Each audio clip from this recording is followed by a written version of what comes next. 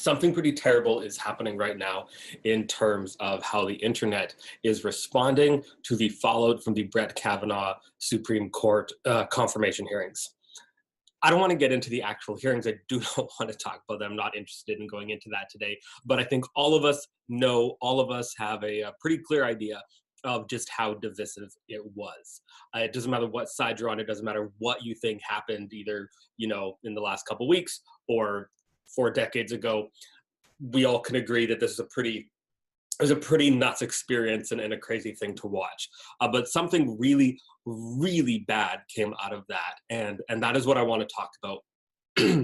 To understand what is going on, I think we need to take a little bit of a step back from this situation and just kind of recap where we're at in a society in terms of how we are consuming information. We know from the last several years, and it's been such a topic of conversation on how we have kind of given over the cultivation of news and information to these tech giants like Facebook and Twitter and Google, their algorithms, the way that they're trying to give us news that they think that we want based on other things that we have clicked on. No matter what you think of whether or not these companies have good motives or bad motives, they have a lot of power, they have a lot of influence, and the fact is, I have a bit of compassion for them because everything is moving so fast and they're trying to adjust to a pretty crazy and ever-changing world themselves, that they're, even if their motives are always pure and always the best they possibly could be, they're not going to get it right all the time, and they're not going to be able to do it right all the time, no matter what.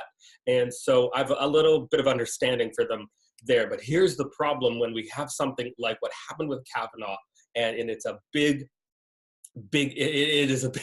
problem, and it makes me very, very worried for the anti-porn movement, for the movement for love and away from pornography, for the movement that says, here's the truth about what is actually going on with all these issues, whether it is pornography, abuse, assault, all these types of really difficult topics, very important topics, and we need to take a stand here and now. And this is what I'm saying that is going on. A couple days after the hearings took place, I'm not exactly sure when in the timeline it was, we posted an interview that I did with a friend of mine named Marcos Perez. He's an anti-porn activist, an anti-slavery activist down in Florida. And it was really cool. It was his story. He has a pretty intense story of being sextorted, being part of a sextortion plot and scam, and how that changed his life and actually changed his life for the better. And so it's a pretty cool story. We posted it on Facebook. And something happened that I've never seen before in anything that we've ever done, which is that our post reached absolutely zero people. Not a single person saw our post. And we have well over 2,000 people following us on Facebook. We have several hundred people on Instagram and Twitter and all this stuff. But it was delivered to exactly zero people. And I was pretty confused as to why that happened. And so I thought, well, maybe it's just it needs a little bit of a kick. We do that sometimes with our posts. And so I boosted it. I paid $10 for it to be delivered as a sponsored post. And normally when we do those reach a ton of people. Those reach thousands and thousands of people. And instead it got flagged as a post that was inappropriate to be boosted because our page had not been cleared to run advertisements that related to political matters or issues of national importance. Of course, I wrote back to them, to the advertising, whoever I was dealing with at Facebook, and I said, first of all, thank you for thinking that our work is of national importance. But no, this is not a political thing. This is a story of a young man who fell for a scam online and sextorted, and how he now fights to end slavery. And they denied it again. They reviewed it, and I just kept on going back and forth and back and forth and back and forth with them. And every time they reviewed it again and said it's not appropriate for political reasons, I went back and I said, this is not political. And it kept on going until finally, I think I reached somebody fairly high up in the advertising department. And they said, you're right, this isn't a political content. And we've now allowed it. And yet we've been seeing this with everything else we posted since then. Our content is continuing to reach a minuscule amount of our audience.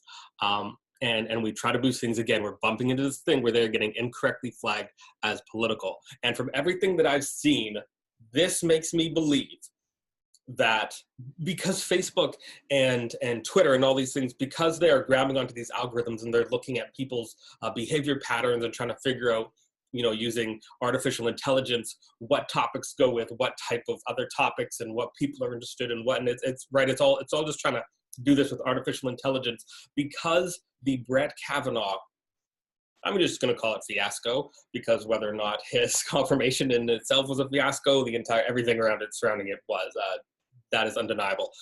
Because of that whole fiasco mess, Facebook and all these different companies started to grab onto the content that was being talked about, which was about things like sexual assault and rape culture and all these types of terms. And they are now connecting those with the fact that it was a very political conversation. Again, an undeniable fact. It was something that was extremely hyper-partisan.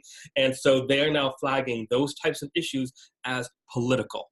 They're flagging discussions on sexual assault, healthy sexuality, sexual abuse, and of course things like pornography relate to all of these topics, and they're flagging these types of issues as something that is now political because of the thousands, millions, maybe billions of posts that were created all around this, and of course very inflammatory titles given to things and getting a ton of clicks all around this topic. And so what it has done is it has now given these algorithms, these artificial intelligence programs, it has given them bad information about what is political. And now topics like sexual abuse, sexual assault, pornography, rape culture, these are all things that are being flagged as political or difficult topics, and they are now being they're being pushed down by the algorithms at Facebook. I haven't seen it quite as extreme on the other platforms, but most of our traffic comes through Facebook, so that's where I see it the most. So what we're seeing is an extremely problematic issue here in terms of how Facebook is handling these topics. And so here's what we need to do. Here's what we need to do as people who care about these issues is we need to fight back against the algorithm. We need to go and like the post that maybe you're scrolling by and you nod and you say, hey, that's a good thing. Click them. If you see something from Defend Dignity or Fight the New Drug, if you see some from writers like Jessica Harris and Matt Fradd and Jonathan Van Maren, see content from Covenant Eyes, or there's so many, the National Coalition on Sexual Exploitation, Protect Young Eyes, Protect Young Minds, all these wonderful organizations that are doing this work, go and follow them. Go and like their post. For us, click that notification that says, I want to make sure you show this content to me from this page. Here's another hint, is Facebook likes it a lot more if you leave a reaction besides a like. So whether it's the crying at the sad articles or the heart for the really uplifting articles, comment.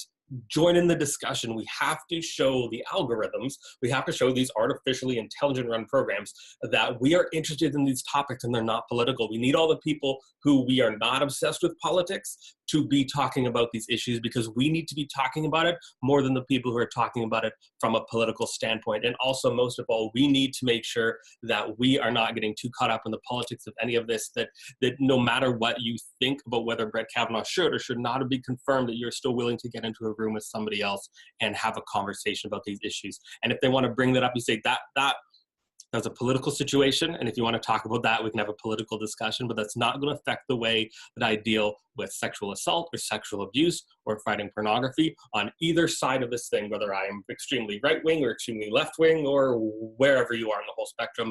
That we are going to fight together, we're going to continue to fight together, and we're going to make sure that the way we talk about these things is not in a political sense, and so we are going to just push on, push forward, fight together, fight better together, united, and we need to fight back against the bad information that was fed into these AI systems in order for this movement not to be swallowed up by some bad tech management.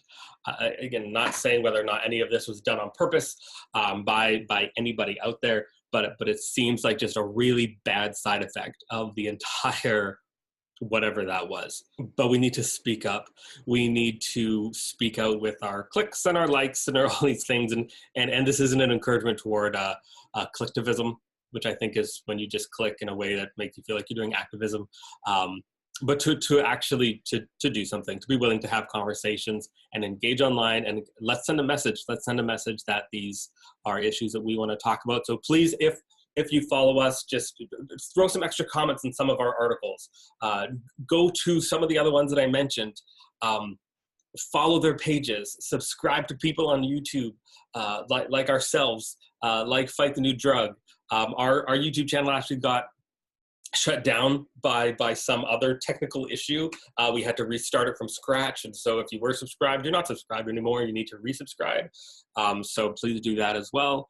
And most of all, just appreciate how much you love people and you hate porn and you want to see a better, freer, healthier, happier world full of people living strong and free.